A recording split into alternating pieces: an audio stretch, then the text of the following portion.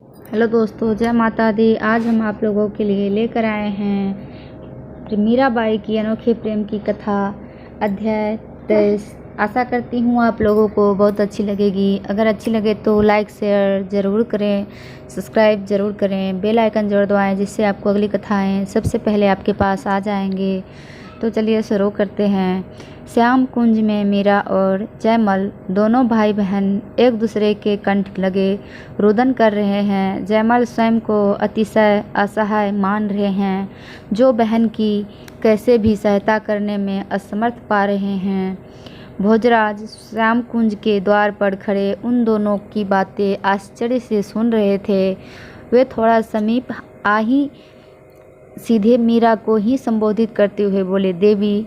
उनका स्वर सुनते ही दोनों ही चौंक कर अलग हो गए। एक अनजान व्यक्ति की उपस्थिति से बेखबर मीरा ने मुंह फेरकर उधड़ा हुआ सिर ढक लिया।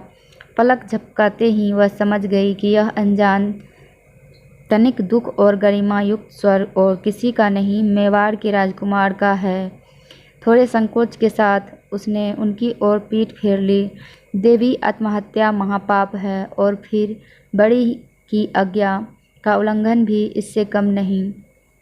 आपने जिस चित्तौड़ के राजकुंवर का नाम लिया, वह अभागा अथवा सौभाग्यशाली जन आपके सामने उपस्थित है। मुझ भाग्यहीन के कारण ही आप जैसी भक्तिमती कुमारी का इतना परिताप सहना पड़ रहा है। उचित तो यह है कि मैं ही देह छोड़ दूं, ताकि सारा कष्ट ही कट जाए। किंतु क्या इससे आपकी समस्या सुलझ जाएगी? मैं नहीं तो मेरा भाई या फिर कोई और। राजपूतों में तो आपको क्या कमी है? हम लोगों का अपने गुरुजनों पर बस नहीं चलता, वे भी क्या करें। क्या कभी किसी ने सुना है कि बेटी बाप के घर कुंवारी बैठी रह गई हो? पीढ़ियों से जो होता आया है, उसी के लिए तो सब प्रयत्नशील हैं। भोजराज ने अत्यंत विनम्रता से अपनी बात समझाते हुए कहा, हे देवी, कभी किसी के घर आप जैसी कन्याएं उत्पन्न हुई हैं कि कई अन्य मार्ग उनके लिए निर्धारित हुआ हो?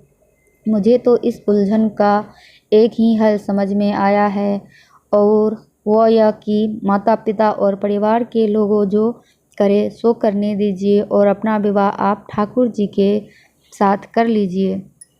यदि ईश्वर ने मुझे निमित्त बनाया तो मैं वचन देता हूँ कि केवल दुनिया की दृष्टि में बिंद बनूंगा, आपके लिए नहीं। जीवन में कभी भी आपकी इच्छा के विपरीत आपकी देह को स्पर्श भी नहीं करूँगा। आराध्य मूर्ति की तरह भोजराज का गला भर आया। एक क्षण रुककर वे बोले, आराध्य मूर्ति की भांति आपकी सेवा ही मेरा कर्तव्य रहेगा। आपके पति गिरधर गोपाल मेरे स्वामी और आप मेरी स्वामिनी। भीष्म प्रतिज्ञा कर भोजराज पल्ले से आंसू पोंछते हुए पलट करके मंदिर की सीढ़ियों उतर गए। एक हारे हुए जुआरी की भांति पाँव घसीटते हुए वे पानी की नाली पर आकर बैठे। दोनों हाथों से अंजलि भर भर करके मुंह पर पानी के छींटे मारने लगे, ताकि आते हुए जयमल से अपने आंसू और उनकी वजह छुपा पाए। पर मन ने तो आज नेत्रों की राह से आज वह जाने की ठान ही ली थी। वे अपनी सारी शक्ति समेट उठे और चल पड़े। जयमल शीघ्रतापूर्वक उनके समीप पहुँचे। उन्होंने देखा, आते समय तो भोजराज प्रसन्न थे, परंतु अब तो उदासी मुख से झड़ रही है। उसने सोचा, संभवतः जीजा के दुख से दुखी हुए हैं, तभी तो ऐसा वचन दिया। कुछ भी हो, जीजा इनसे विवाह कर सुखी ही होगी अगर। भोजराज वे चलते हुए जयमल से बीच से ही विदा लेकर मुड़ गए, ताकि कहीं एकांत पा अपने मन का अंतर्दाह बाहर निकाले।